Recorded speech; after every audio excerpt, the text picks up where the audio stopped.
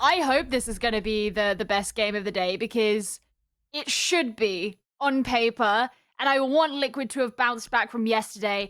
And looking at the games that these two teams played against each other during SI in the playoffs in their best of 3, Liquid did a lot better than FaZe on Cafe and Coast. But when we looked at Chalet, that was a 7-8 scoreline that went to FaZe. And in the SI groups, Liquid also did a lot better than FaZe on Consulate. So historically, Liquid have bested FaZe a number of times, but FaZe looked quite strong yesterday, and we know what they can do. And especially if Liquid are going to be playing with the flaws that they did yesterday, I think FaZe are absolutely the sort of roster who could exploit that. I mean, yesterday we saw Liquid struggle on kind of every level, if we're being brutally honest. Yeah. We'll have to see if it was a blip.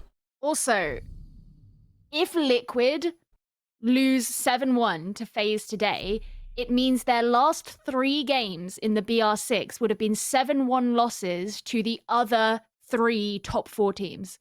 Because their last game on stage 1 was against MIBR, and that was a 7-1 loss. Yeah, certainly looking at the BR6 in isolation, it starts to look a little bit ropey for Liquid. Yeah, and not great. I'm sure that they'd be sort of shoving the Copa Elite 6 medal under your nose and going, no, we did this, and we second at SI, we got this as well. Like, it's not all doom and gloom, and of course we know that. It's just always nice to poke a little bit of fun and figure out what is going on, especially inside of the best of 1 environment where Liquid have proved themselves to be very capable, but they have time here to try and do just exactly that. Now, they're starting off on the attack here. Flores has been removed by Team Liquid. Something that they don't want to try and get involved with, and something that they're happy to try and work around for the time being. Which is interesting because in return, FaZe Clan got rid of a smoke. So you're kind of taking one of those really key shields off the board. Which it's an interesting one because FaZe Clan are starting on defense. So you would think that it would benefit them more. They've decided that they're going to bring Echo instead to make up for that fact. So they do have the shield, they do have the denial. But I suspect that's one way of thinking about it, is the fact that if a guy is going to make it so much easier to remove utility, then just don't have the utility in the first place. And it'll be easier when you're on attack. Well, that's it, and they're really not bringing that utility, are they? They're also not bringing a Malusi. Now, I know that the Banshees have been adjusted so that they actually open when you go near them, and in that, you're able to shoot out the middle, so it does make it a little bit more easy to get rid of them in that sense, but FaZe, instead of leaning into that sort of slowing utility, are instead playing a clash quite aggressively. Outside of bunker, outside of the double door, more toward the barrel, is where clash is going to be. Now, Nade is being threatened here by Palu. There is a player waiting to swing. That player is going to be Cyber. You wonder if it's a little bit of a bait situation. The nade comes in beautifully. Oh. Shots are landed. Palu will be downed and finished off there by Astro, but an all-important kill has gone down here. Brutal first kill, but FaZe Clan are not afraid to take it back to them. It looks like mostly everything that is happening so far in this game is going to be in this doorway. That nade surely is going to finish off Cyber, and it absolutely does. So it's a 3 versus 2 at this point, and pretty much everything has happened in Blue and Construction. PSK and Nesk, the only 2 remaining for Liquid on the attack, and they can't really do much as far as getting rid of utility themselves. There are no nades left on the side of Team Liquid. They have hard breach, and you can hear the X-Kairos pellets being deployed. But as far as getting rid of these Surya gates or getting rid of the shield that's out, what are you going to do? Well, Nesk is going to take the time to jump in the Gemini, gather a little bit of intel, but he didn't spot the mute jammer before doing so. Going to slow him down somewhat. The wall into electrical box is now going to get open. Souls with the pre-fire through the soft wall is able to take down Nesk. PSK 1 versus 3. He gets shut down as well. Some pesky yokai drones obviously still remain in there as there was a plethora of information available for FaZe, and they're able to take round 1 downstairs in the laundry. That was such a weird round. I mean, I think the opening kill onto cameraman, that was great, and after that I was like, cool, Liquid, they've got their in. But FaZe Clan did not let up. They continued to play aggressively in that doorway. So we had the constant backwards and forwards. And by the time it was just PSK and Nesk remaining, there was so little they could do. And when Nesk actually sent out the Gemini, I assume it was probably to get rid of the Surya Gate more so than necessarily getting information. I guess we'll never know. But the oversight with not getting rid of the mute jammer hurt them, and they're back to that square one where they've just got to try and act on the walls that they have available to them without knowing where anyone is and hope that you can push through onto the site and get the better of those 1v1s. They didn't, so FaZe Clan take the first round and they'll be moving on to meeting. Liquid died with 3 drones in pocket as well, which isn't an ideal situation. However, they have come out top inside of our Twitch poll. 67% of you guys backing Team Liquid. I guess that stands to reason. Both of these teams have huge fan bases. Liquid do usually do pretty well inside of the polls, so makes sense. But still, I don't think it's that clear cut. I'm really seriously expecting an overtime here between these two, and especially if Oregon plays out the way that Oregon often does. Yeah, the Oregon games can really drag on. Though we have, of course, seen Team Liquid with their game against Black Dragons. That was here on Oregon. Yes, that was a thing. That was a great game, by the way. Don't remind them of that now, Gio, please. I love that game. It was my favorite game of Stage 1, so absolutely I will. But no, Team Liquid have also had successes on Oregon. I rag on them a little bit because I don't think they're as good at Oregon as is reflected in the number of times they like to come here. But that doesn't mean that they're a bad Oregon team. They're not by any stretch of the imagination. They're not a bad team in any way. They're going to have to deal with the clash once again, and I don't think Souls, who is now taking the onus of that operator rather than Cameraman, I don't think he's positioned in a way that's going to make it quite as easy to punish as Cameraman was last time. There's plenty of cameras out for Cameraman that he's able to try and make Well, of course, use that's of. his job. He's a cameraman. He is the cameraman in this sense as well, playing on the Valkyrie, but we saw him be able to place a couple outside. That's going to give them some information. I think it's C4, unfortunately for him. He's going to get a shot off the wall there into Trophy. He's still really conscious that somebody's going to be playing up on the roof. Liquid haven't really committed all too much until now with Sexy Cake hopping on in, but he's very quickly going to come head-to-head with the clash of souls, and it just does everything to take the momentum out of the push, especially when Moringa is getting challenged so heavily from Attic.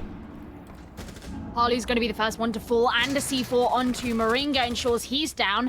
Nesk can try and make up for it, but it's just one kill for him. He can't really deal with Souls on his own. There's the nade. He's trying to turn around, do the 360, and Nesk can get the kill straight onto him. Once again, Clash is removed off the board, and it evens things out.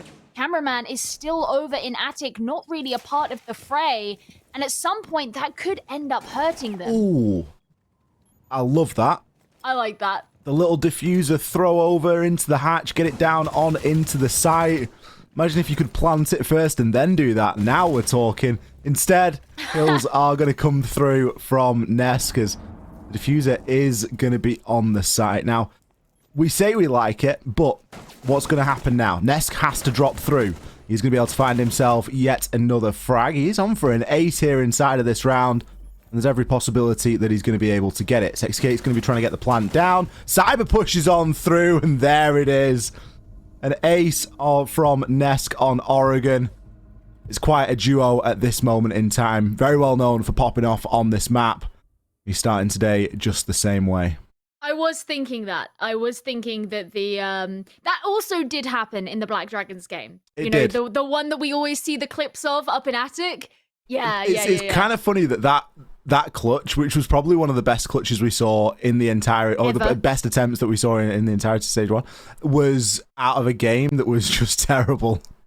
Yeah, no, I totally agree with you. So this time, at least Liquid actually won the round in which Nesk did the big ace, the big showing off. And I did actually like the way that they went about that. They were good at clearing the top floor. They lost lost bodies along the way, but the way that they tipped the diffuser down into the site, so they ensured it was there, didn't have to worry so much about it being dropped upstairs and having to retrieve it. And even though it was a sticky situation once they jumped through the hatch because they knew there were defenders down there, Nesk, of course, if any player is going to be able to get those kills and guarantee Liquid the win, it was going to be him. And that was one thing I really missed from Liquid's play yesterday, is we just never got to see those opportunities where Nesk was being Nesk.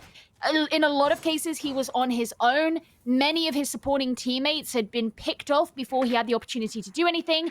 Too much responsibility on his shoulders meant he got overwhelmed by the players of NIP who were aggressing onto him. And so we never got to see any of that magic that we know this man to do. So it's nice that in round number 2 on this game, we got a little bit. We certainly did, and you know when Nesk is having one of those days, it doesn't come in dribs and drabs. It is one of those things that will, it's like a tap. Once he's turned it on, it doesn't really turn off. The flow doesn't tend to slow down all too much. So we've had a couple of players tonight get 18 kills. Maybe we get Nesk getting himself 20 kills inside of this one. We're getting way too ahead of myself, or at least I am. It is only round number 3, but it's always exciting to see a player really pop off like that. Liquid have another attacking round to focus on here. Again, there's going to be that outside Valkyrie camera information. This time, Valkyrie is being played by Bullet.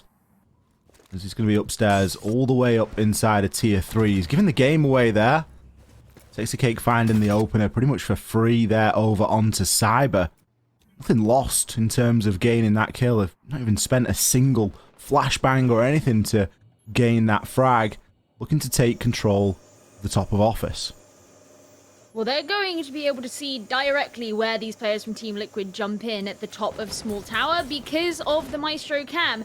Want to ensure that the windows are shut, otherwise you're going to get shot out like that. Okay, so there is now no longer a camera directly watching them.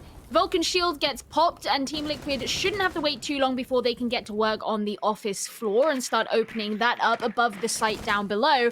And I would imagine opening up the wall into showers. It's going to be on their list of things to do for sure. Information needs to be gathered now, and we see the Gemini going out there to try and do just that. Nesk seems to like what he saw, as he's going to go for a little bit of a peek onto the doorway. There is going to be a lot of information here available for the defenders as well, though, and we have to be mindful of that, especially when Souls can dig himself on in. It's in fact going to be Bullet to find the frag over onto Moringa for now. Showers control has been gained for the time being. The diffuser is safe. Whilst it isn't in anybody's hand, it is on the floor just right next to Nesk. He's going to find the kill onto Souls, shutting down the Alder. It's going to be a big loss, especially when you're in such a man disadvantage like a 4 versus 2. Ooh, cameraman sneaks on through, finds a frag over onto Palu. Bullet might be able to do the same here. The drone is going to stop him from pushing up all the way just yet, though. Cameraman, you can see him just looking for a little bit of intel off his friend's screen, off his teammate's screen. As PSK, he's going to try and confirm that plant. The final 2 kills come on in. Uncharacteristic, really, for Sexy Cake to be getting the kills as the plant is going down. That is usually his job, but him, along with Nesk, they're able to pick up those final 2. I would love for that Evil Eye to have not been shot out immediately. I think some of the information that could have been gained by it remaining up would have been really useful for FaZe Clan. That's not to say it would have lasted forever, because it's part of the checklist that we always reference to remove the Evil Eyes pretty quickly. But to just shoot it out earlier than it needed to be was a bit annoying, because I think Team Liquid had the advantage in the way that they were able to peek around the doors. I mean, we saw Nesk getting the kill onto whoever it was who was prone in the kitchen door. Team Liquid didn't even need to breach onto showers because one of the walls had been left soft, which is not unusual. It's totally normal to have that wall be left soft. But they could take showers control pretty easily, and even though cameraman came through and got that kill, it didn't actually mean anything in the grand scheme of things. Team Liquid were basically very swift in taking the small tower control that's needed and never had a serious amount of pushback. I think part of it is also because even though they took showers control, they didn't rely on it overly. They didn't use it as a huge route to go through into dining and open up or walk through the rotate that was in there. They actually did most of that work from outside of dining, opening up the dining wall with the Hibana pellets and playing from outside of that, only sending in the planter. So it meant that they never got close enough to the defense of FaZe Clan for the defense to actually punish them.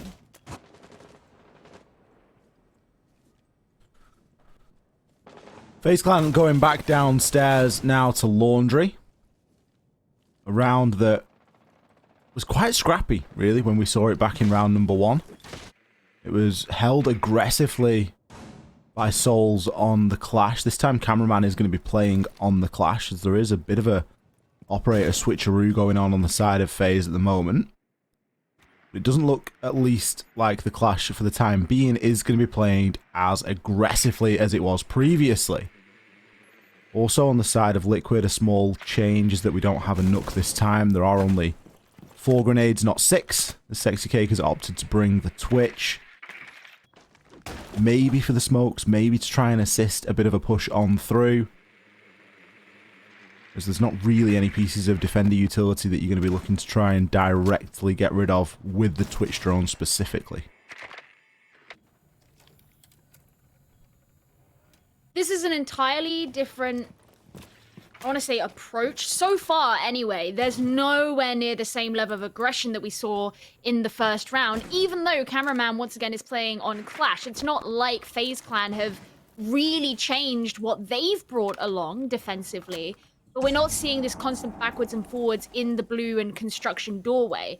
Team Liquid are putting more pressure here on the tower stairs, and that's why Bullet's kind of hiding behind the corner, but this isn't normally where you would see the defender hide. I suspect it's because they know that no one's pushing in through construction, so he doesn't need to worry about the line of sight that can be held in through that door.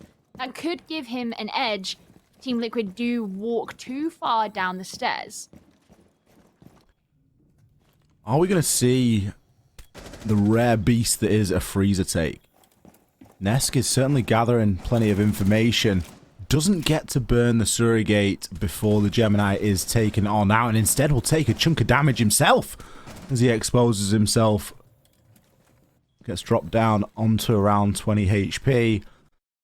Bit of a blunder that has been read into there, as FaZe are very quick to react and to change their focus. Nesk has actually got himself down here, as Sexy Cake is as well receiving a little bit of chip damage firing on in. Liquid needs some pressure from elsewhere, because so far they're just getting taken out summarily inside of that freezer. Pressure will come somewhat from the backstairs, but ultimately it is not going to be enough. Moringa, 1 versus 3, only really a matter of time. Kind of beautiful to see it all end in a electrical hatch drop, Gio, as that's where it usually ends. Yeah, always. I commend Team Liquid for trying to go in through different avenues, because what we see a lot of in Brazil, or at least did towards the start of the year, was just sending all 5 players down the hatch drop. I guess Team Liquid didn't have 5 players to send, so there's that. You could tell that from round number 1, the way they wanted to play it was a construction push, and this time they knew they had to be the ones to change because FaZe Clan hadn't. So I think Team Liquid were the ones who were forced out of their comfort zone in that round. And you could see that, for example, by the way that Nesk was playing down in freezer, tried to send through the Gemini, got himself seriously injured, then he got himself killed as well. There wasn't a ton of support there for him, or really any kind of contingency plan to deal with that.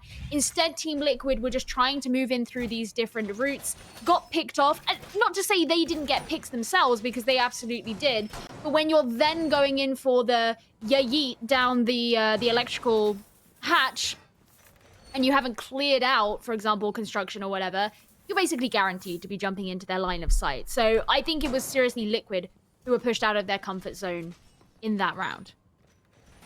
It's one of the things that we often see players doing when there is no time left, and it's you're just doing it to do it at that point. You know, the chance, the mathematical chance of you being able to get those kills in that short space of time, in that position, it's all just so slim, and you just end up dropping electrical hatch just to do it, as it's very unlikely that you're going to be able to really pull anything significant off from there. The pressure needs to be applied a little bit earlier on, as you say, but I don't think that either team really are going to be too concerned just yet. Liquid is still well in contention of a 3-3 split here, which is very important on Oregon.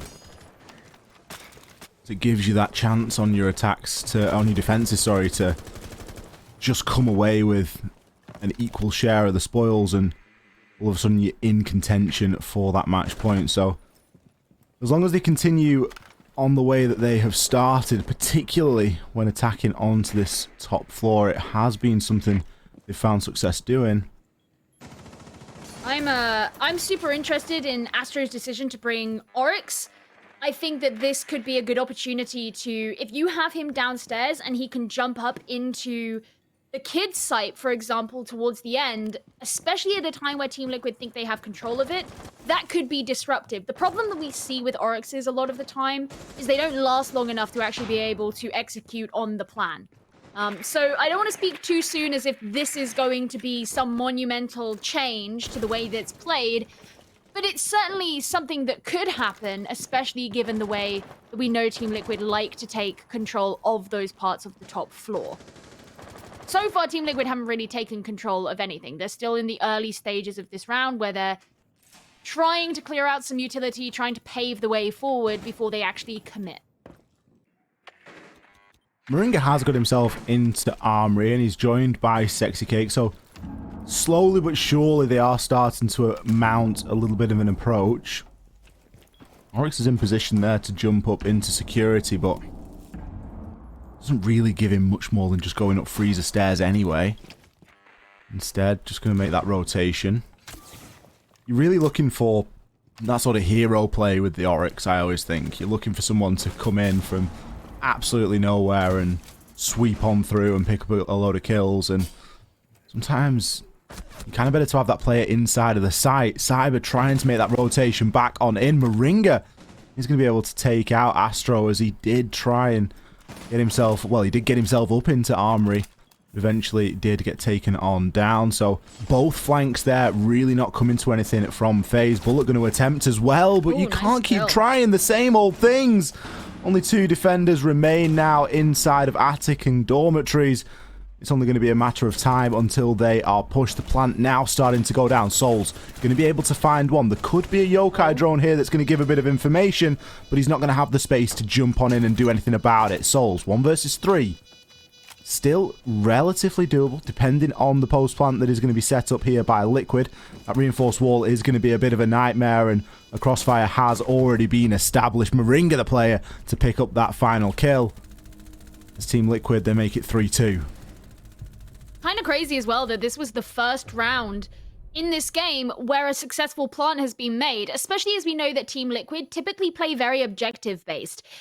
When you look at all of the games that they play back in Stage 1 of the BR6, you can pretty much pinpoint through all of their attacks that their aim from the very start is to set up a situation where it is safe to plant. And that oftentimes leads them to taking very early plants as well. In this game, that hasn't been the case. And that's not to say that Liquid haven't been aiming for that goal. I don't think that's true at all. But the fact that FaZe have been putting up a defense that is worthy of preventing Liquid from reaching that goal. It wasn't until this round, round number 5, that Liquid could actually do it. And that might not seem like a big deal because plenty of games happen where that's the case.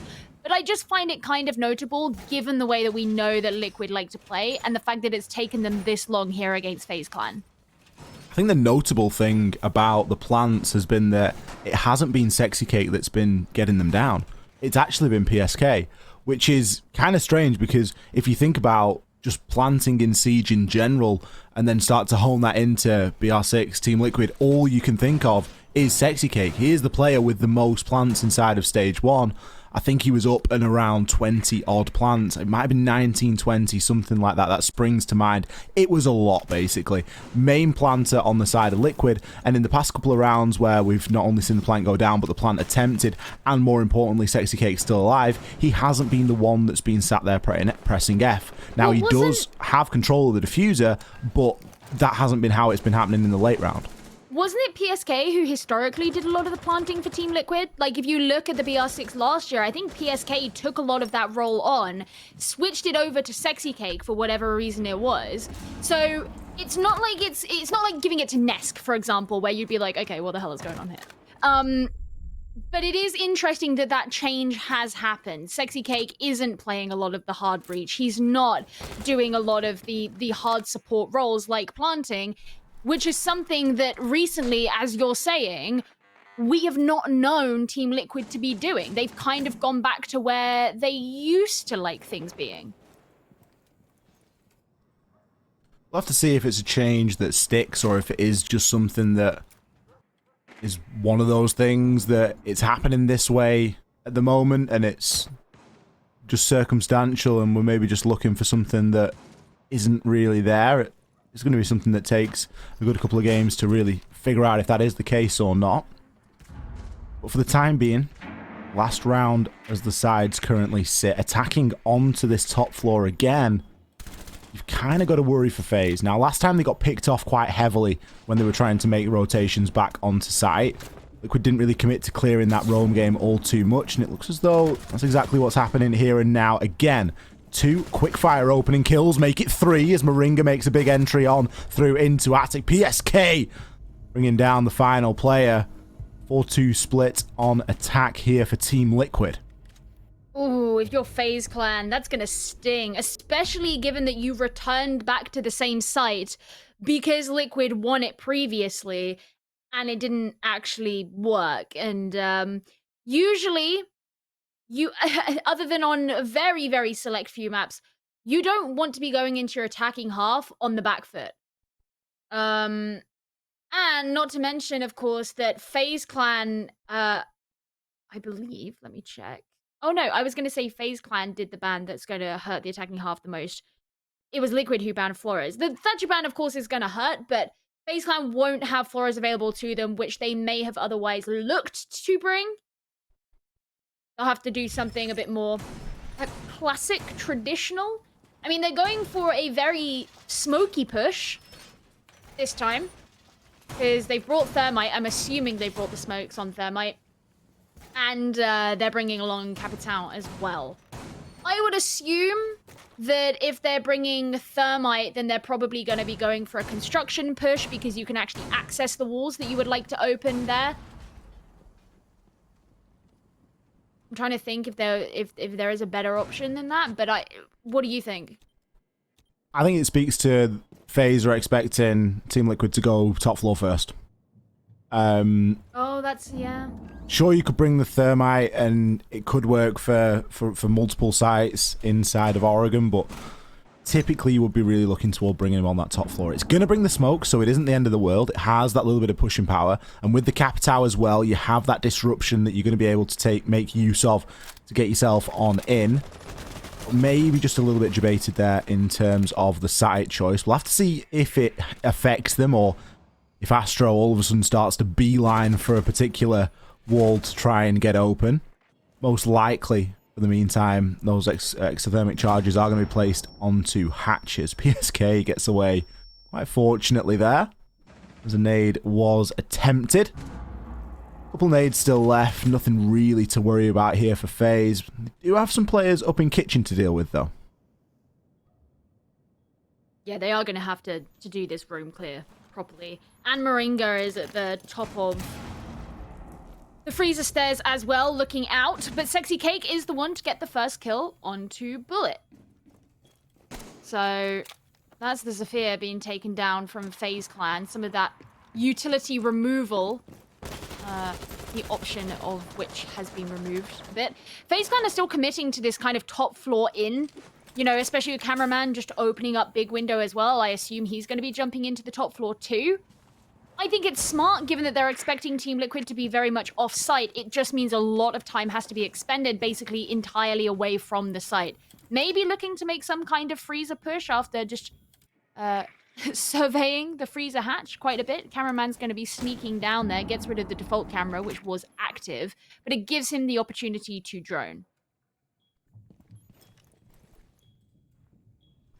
Still a little bit of information available inside of that freezer.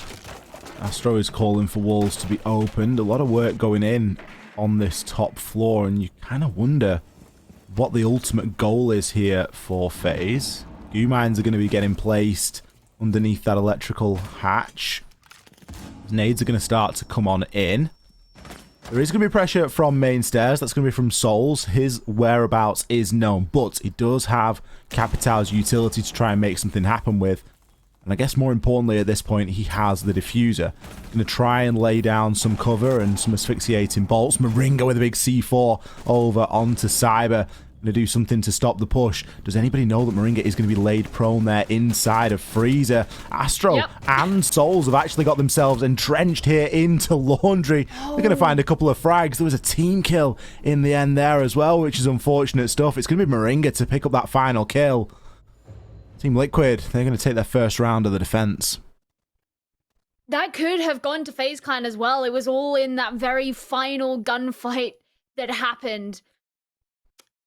Yeah, I do wonder if, if FaZe Clan have brought a different operator lineup that was better suited to that site, then maybe they would have had an easier time, because as you said, it did look like maybe they were expecting a top floor. I was wondering that when I saw them bring a thermite, because I was thinking, okay, well, the main wall that you can open in close range, i.e. you don't need long range hard breach or anything like that, would be like the elbow wall or the one on electrical, but it's not ideal to bring a thermite, especially if you're only bringing one hard breacher. You're not bringing a Maverick along with it, for example, because then what do you do about hatches? Ideally, you want to get all three open, and thermite has 2 exothermic charges. It's not ideal. So yeah, when you said you thought that maybe they were expecting a top floor, I was like, that makes so much more sense. It's strange you bring up Maverick there as well, because, and I mentioned this yesterday, you get to certain points in the evening or the games and you just sort of forget that certain people exist and certain operators. Yeah. And you're like, Maverick, why haven't we seen that much Maverick play? I know. And it really starts, it's bold and brass in your face. And even Sexy Kate wasn't playing that much Maverick. Sexy Kate barely played Heartbreach tonight.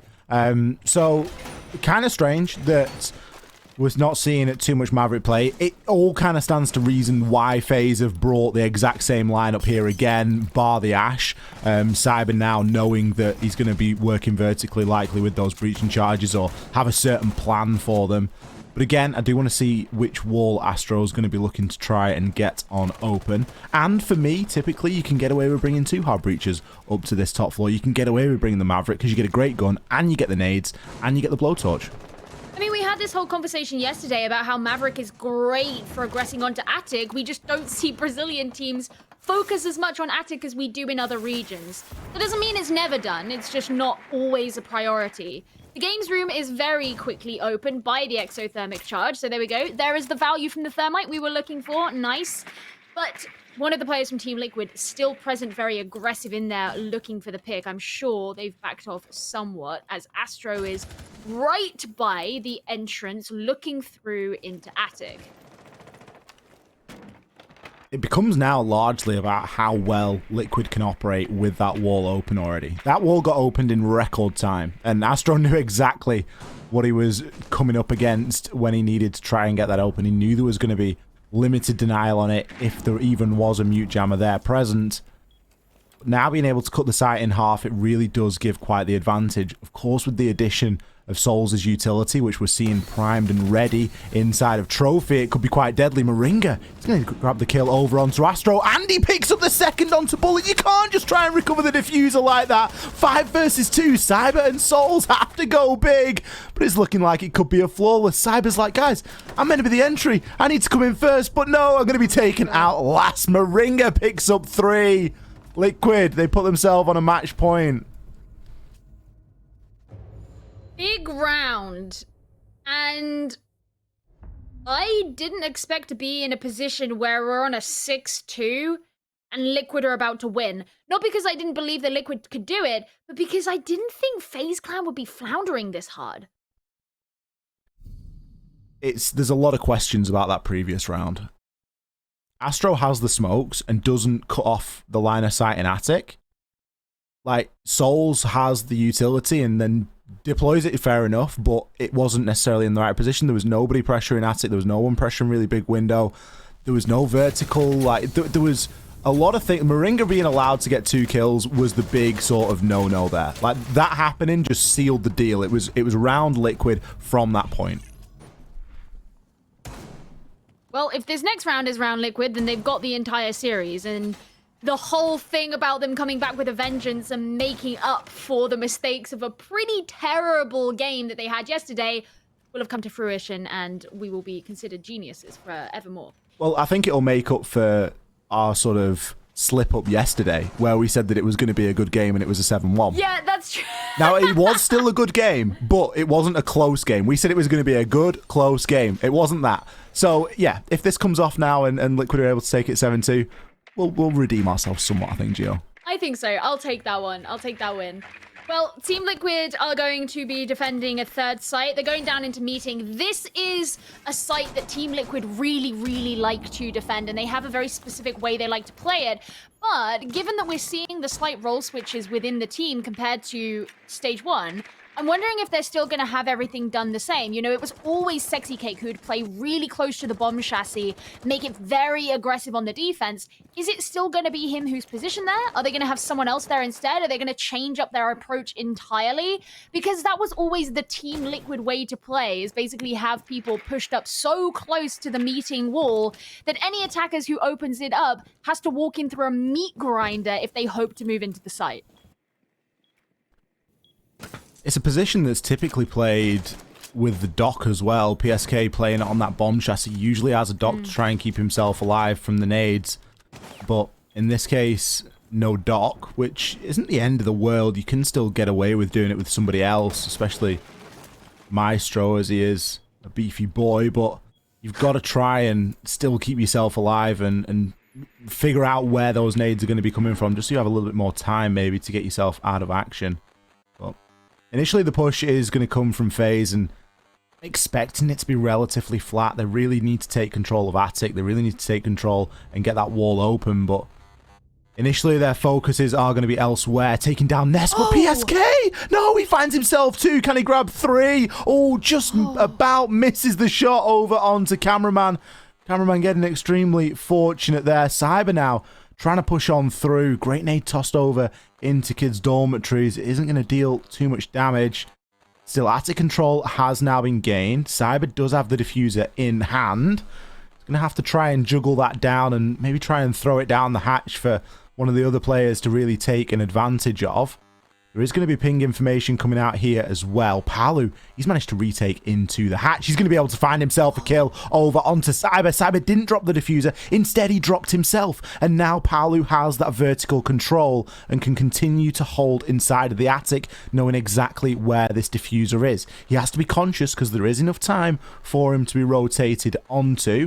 And Cameraman is going to try and make that rotation now. Bullet kind of just waiting things out at the moment, looking to get himself involved. Cameraman seeing if an angle can be found from the window into Attic. And I guess if he gets himself on the rappel, he's really going to give the game away there. The time continuing to tick on down. Sexy Cake, he confirms the kill over onto Cameraman. And Bullet, well, he waited for Cameraman to try and come to his assistance, but it's unlikely at this point that he's going to be able to get all too much going. Can't even find the first. It's going to be Sexy Cake to close things out. Team Liquid, a dominating performance here on Oregon. Making up very much for their loss against NIP yesterday, and FaZe Clan are going to walk away with their tail between their legs, I think. Ollie, that was a great game. Despite the scoreline, it felt so electric at every moment, and there were some fantastic gunfights, some interesting strategies, and I have to take it back about not thinking Oregon was the best place for Liquid to go, because they very much proved me wrong. It's a map they've played a lot of, isn't it? You know, they've